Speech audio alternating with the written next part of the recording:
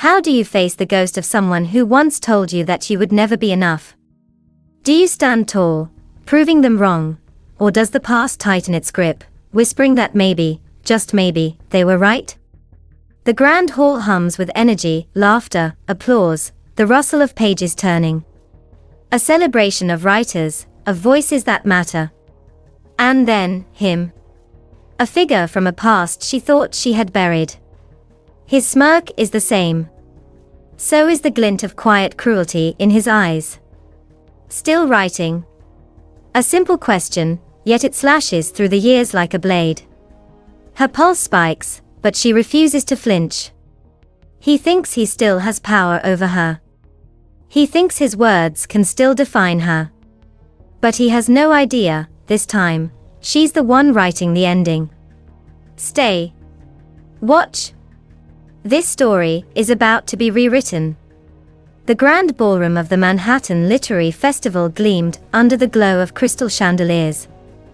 The air buzzed with energy, publishers, critics, and aspiring writers all converging in this sacred space of literature. Voices blended into an elegant symphony of excitement, clinking glasses, and the rhythmic scratching of pens signing books. Ivy Quinn stood at the center of it all. She should have felt invincible. This was her moment. Her book, Moonlit Secrets, had dominated the Times bestseller list for 26 weeks straight. Studios were scrambling for the rights to turn her words into a blockbuster film. Her name was whispered with admiration, her presence sought after like a rare gem. Yet, even as she smiled at the endless stream of congratulations, a familiar restlessness stirred inside her. Success had not erased the ghosts of the past. And soon, one of them would remind her why. It happened in an instant. She turned, and there he was. Professor Edward Langley. The years had not been kind to him. His once powerful presence, which had loomed over lecture halls like an unshakable force, had faded. The sharp suits he used to wear now hung a little looser, his salt and pepper hair less polished. But the eyes still held that same glint of quiet cruelty. At first, he merely studied her, a flicker of something unreadable crossing his face. Then, the smirk appeared. Still writing, he drawled, his tone laced with amusement, as if she were a child playing pretend rather than a celebrated author standing in the heart of one of the most prestigious literary events in the country. Ivy's chest tightened, a ghost of an old wound pressing against her ribs. She had spent years silencing the echoes of his voice, the sharp critiques that had cut deeper than any rejection letter ever could. You'll never be more than an average writer, Quinn. Your prose is sentimental, predictable, forgettable. You should consider a different career path. The words had shaped her more than she wanted to admit.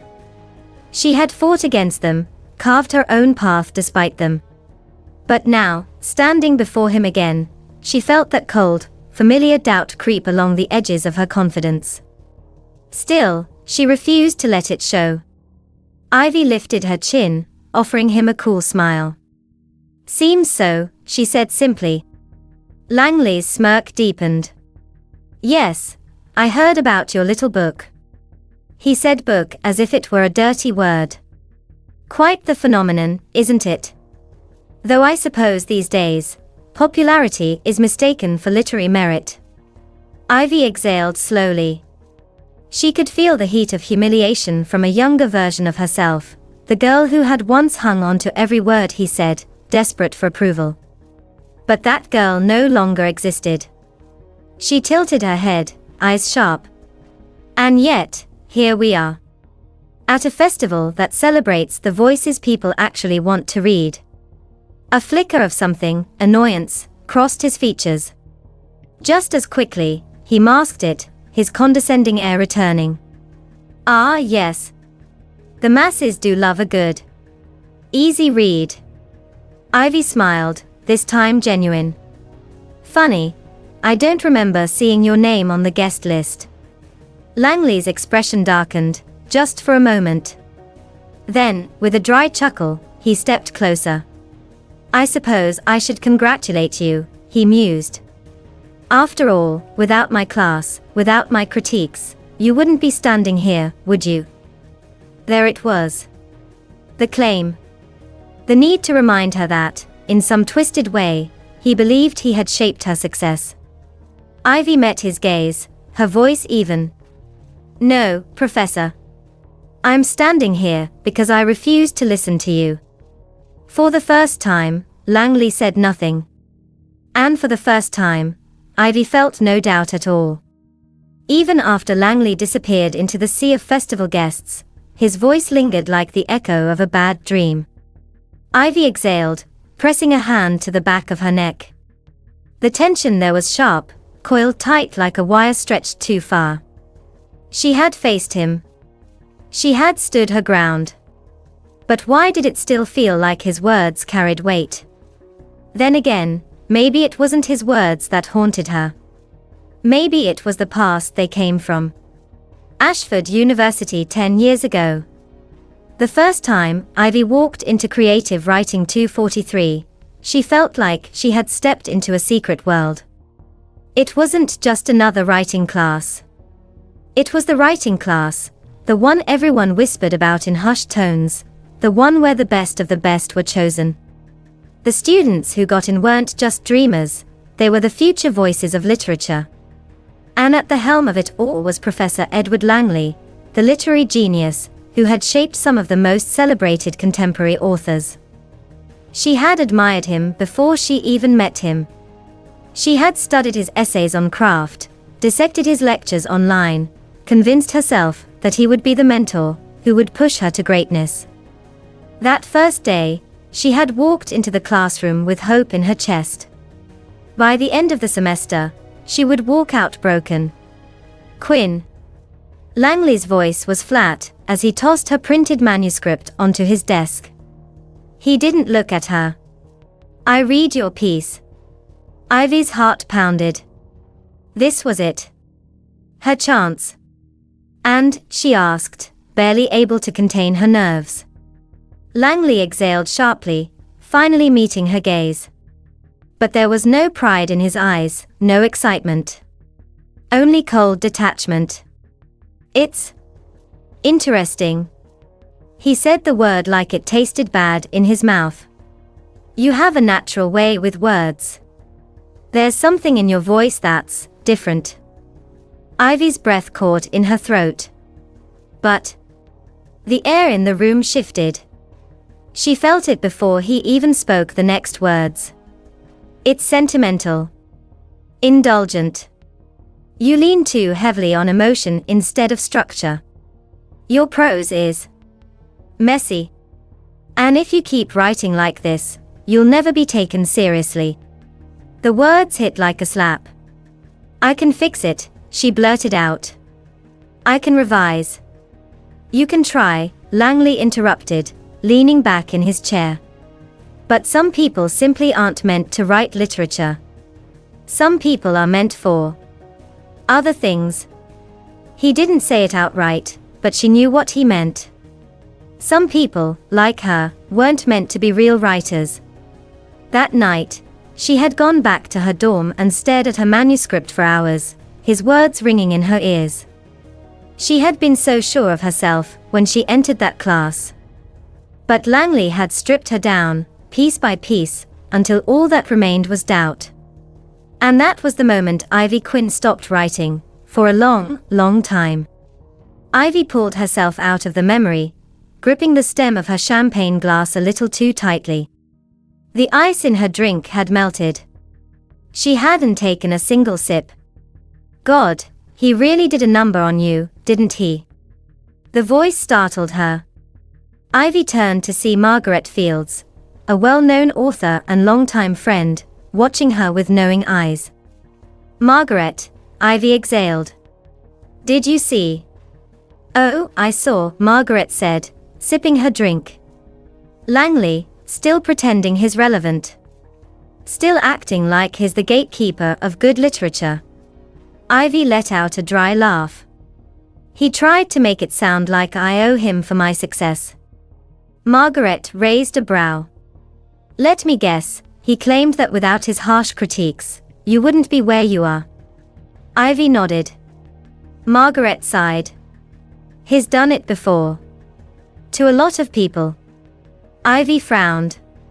What do you mean?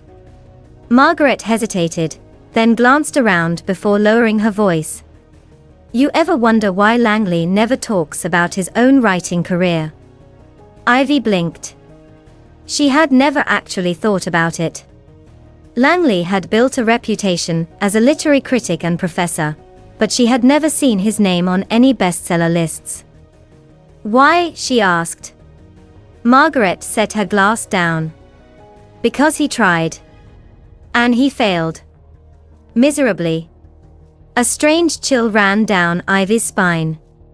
Wait, he wrote a book. He did, Margaret confirmed. A long time ago. It was supposed to be his masterpiece. He poured everything into it, spent years crafting it. She gave a humorless smile. And then the reviews came in. Ivy leaned in. What did they say? Margaret sighed. That it was technically perfect, but completely lifeless. That it lacked heart. That it read more like an academic exercise than an actual story. She shook her head. Critics tore it apart. Readers ignored it. And after that, he never wrote again. Ivy felt something sharp twist inside her. All those years ago, when Langley had torn her writing apart, it hadn't been about her talent. It hadn't been about whether she had potential. It had been about him. He had seen something in her, something real. Something he had never been able to achieve. And instead of fostering it, instead of helping her grow, he had tried to destroy it. Because if he couldn't have success, neither could she. Ivy swallowed hard, gripping the edge of the table. Langley had spent years stealing confidence from young writers, making sure no one could reach heights that he had fallen from.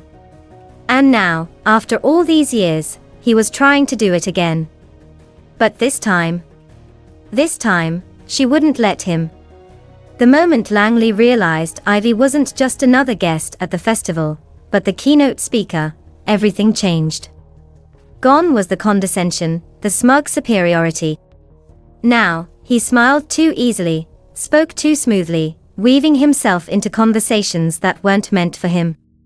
The shift was subtle, but Ivy noticed it immediately. He wanted something. And when Edward Langley wanted something, he played dirty.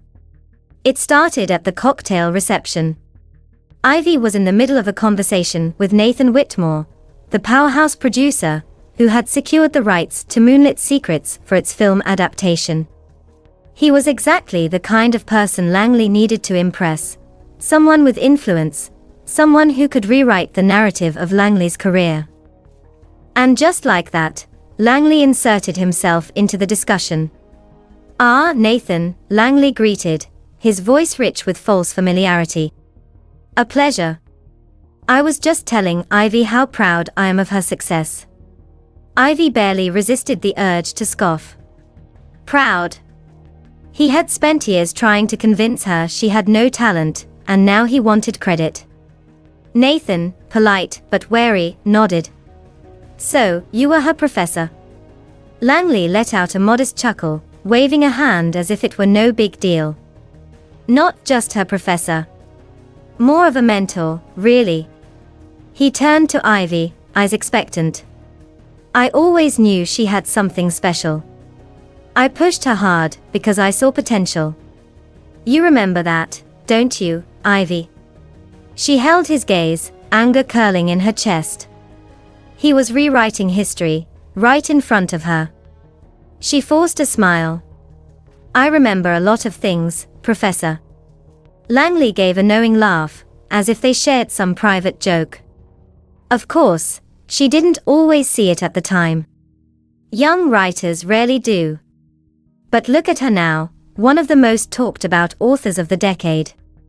I'd like to think my critiques played a small role in shaping the writer she's become. Ivy clenched her jaw so hard it ached. This was his game. He couldn't erase what he had done, but he could twist it, bend it until he wasn't the villain, but the architect of her success. If he said it enough times, if the right people believed it, then his version would become the truth. And that was something she couldn't allow. Margaret found her later that evening, sipping her third glass of champagne, and watching Langley work the room like a predator in a field of prey. "I see he's at it again," Margaret muttered, following Ivy's gaze. Ivy let out a slow breath. "He's trying to attach himself to my career, like some parasite.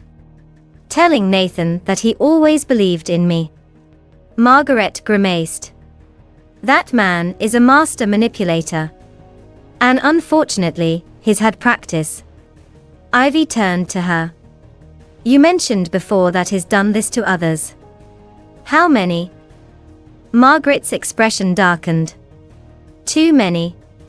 She took a slow sip of her drink, then continued, voice low. "Langley has a pattern. Every few years, one of his former students makes it big. And suddenly, he's there, revising history, making himself part of their success story. Some of them let him. Some don't." She gave Ivy a meaningful look. "I'm guessing you're in the latter category." Ivy's stomach twisted. She had spent so long thinking Langley had targeted her alone, that his cruelty had been personal. But now she saw the bigger picture. Langley wasn't just a failed writer. He was a thief.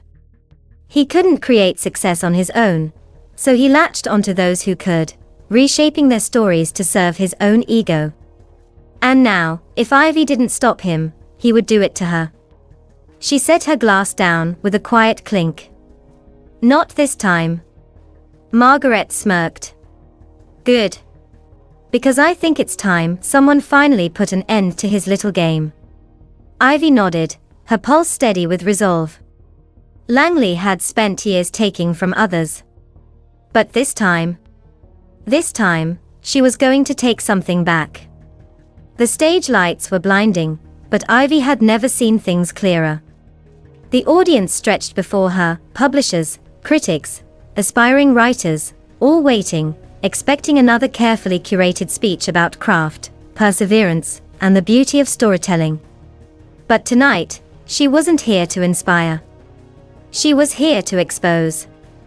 "When I was a student," Ivy began, her voice steady, "I had a professor who told me I would never make it." A ripple of murmurs spread through the room. Somewhere in the crowd, she saw Langley standing near Nathan Whitmore, his smirk barely visible through the dim lighting. "Good. Let him think this is just another sentimental speech. Let him think he still owns the narrative." She took a breath and continued. "He told me my writing was unremarkable. That I had no talent. That I should consider a different career, because literature had no place for someone like me." She turned to the large screen behind her, clicking the small remote in her hand. The projector flickered to life. The first slide appeared, an old essay, covered in red ink. A few audience members leaned forward to read. Then the next slide, another manuscript, this one with scathing comments slashed across the margins. "Not publishable. Forgettable prose. No real talent." More murmurs. Ivy let them sink in before clicking again. The next slide was different. A book review. But not of her book.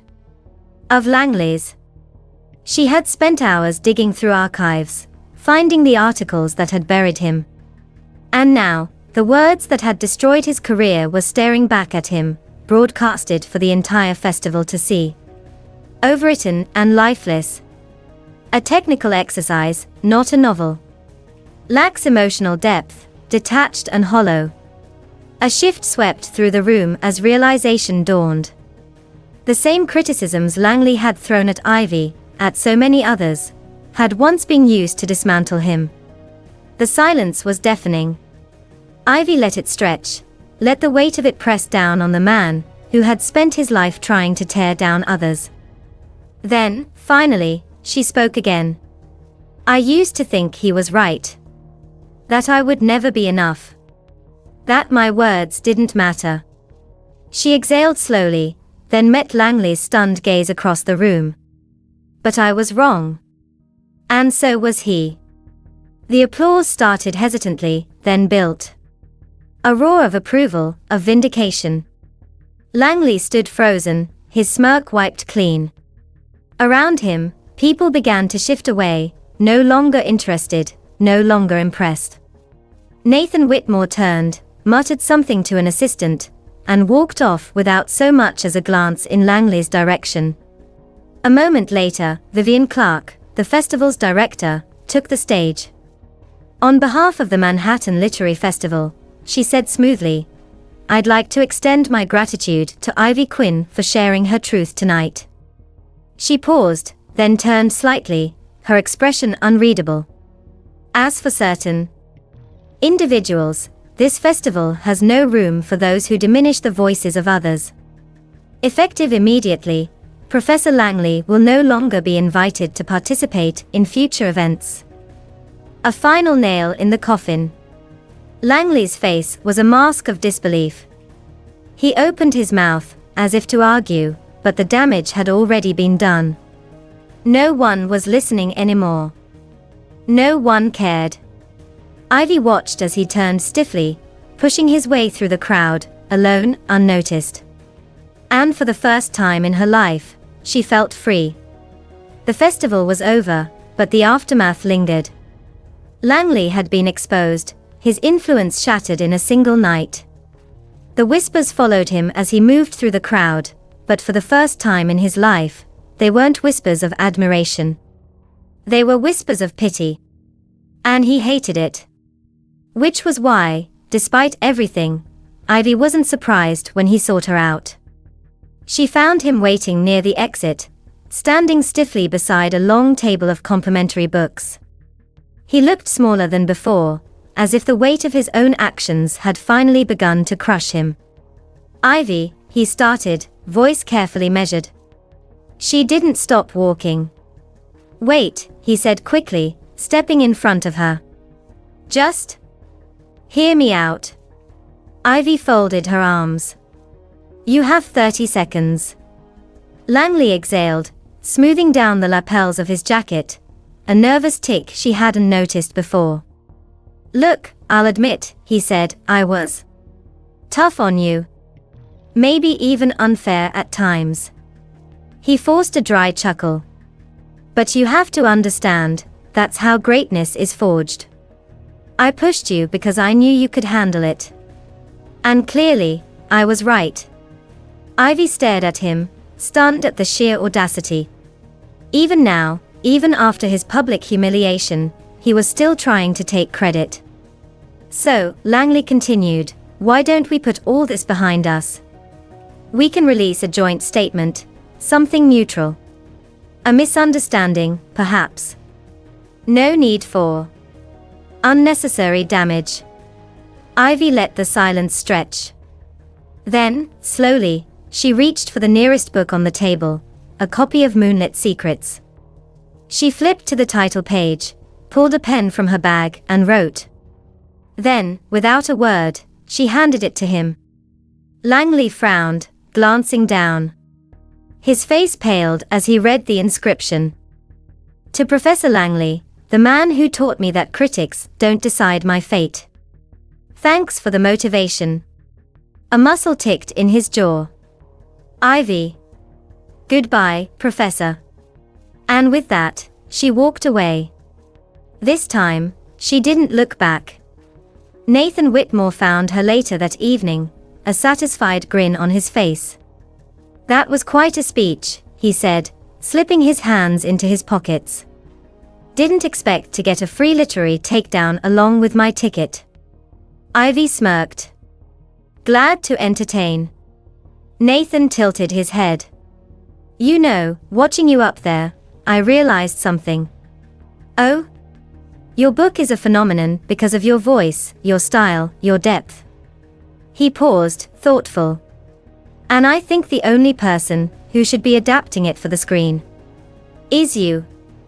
Ivy blinked. Wait, you're saying you want me to write the screenplay?